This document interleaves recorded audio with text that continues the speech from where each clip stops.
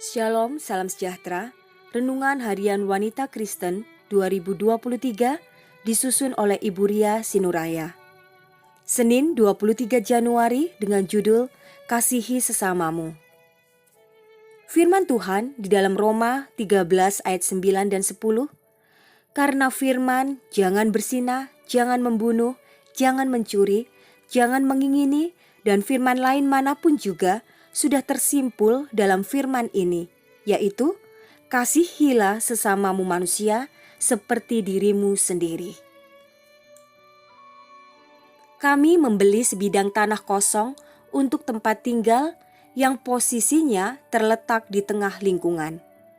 Suatu siang, tetangga kami yang baru saja mendirikan rumahnya tepat bersebelahan dengan akses jalan masuk ke rumah kami mengklaim kalau lebar jalan akses masuk itu hanya 2 meter saja, sedangkan sisa 1 meternya adalah miliknya.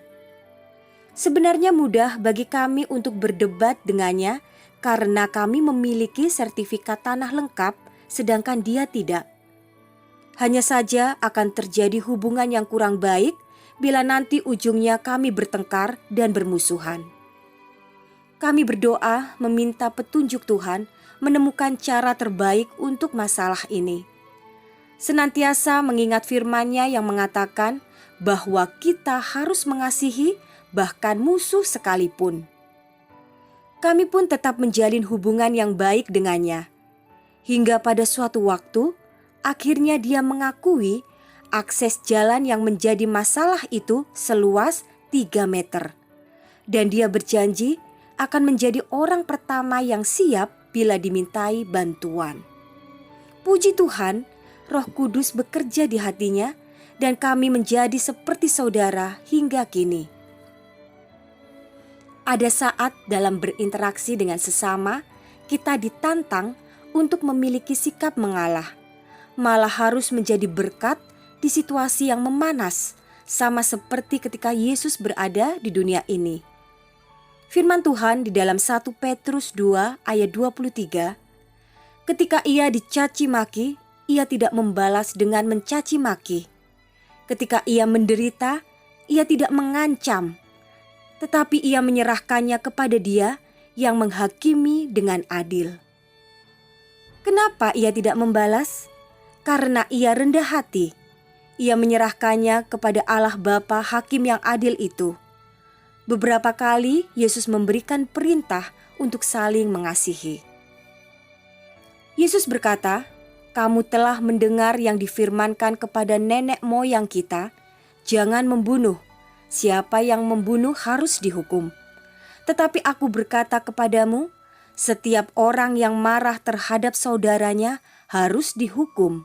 Siapa yang berkata kepada saudaranya kafir harus dihadapkan ke mahkamah agama, dan siapa yang berkata jahil harus diserahkan ke dalam neraka yang menyala-nyala." Matius 5 ayat 21.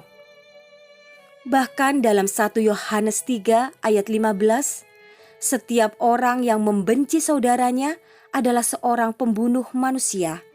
Dan kamu tahu bahwa tidak ada seorang pembunuh yang tetap memiliki hidup yang kekal di dalam dirinya.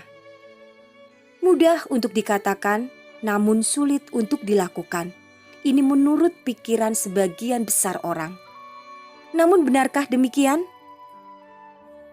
Ketika seseorang telah dengan ikhlas dan tulus merasakan pengampunan dan pengasihan Allah, maka hal ini tidak sulit sama sekali. Ego manusialah yang kerap kali membuat kita sulit untuk melihat rencana Allah untuk orang yang saat itu sedang memusuhi atau tidak sependapat dengan kita. Manusia tidak dapat melihat ke masa depan, apa yang akan terjadi dengan kita dan orang itu.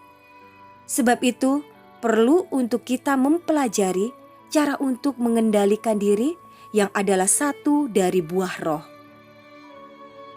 Hari ini, adakah seseorang yang membuat hatimu gelisah? Adakah seseorang yang membuat engkau sulit tidur sebab sakitnya fitnah yang dikatakan mengenai engkau? Berpalinglah kepada Kristus dan perintahnya untuk saling mengasihi.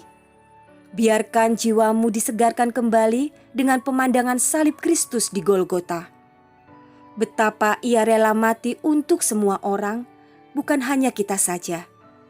Orang yang telah menyakitimu atau berselisih denganmu adalah orang yang pertama kali Yesus pikirkan, dan ia ingin sekali memakai engkau untuk menjadi perpanjangan tangannya dalam memberkati mereka. Kiranya Tuhan memberkati kita semua sepanjang hari ini.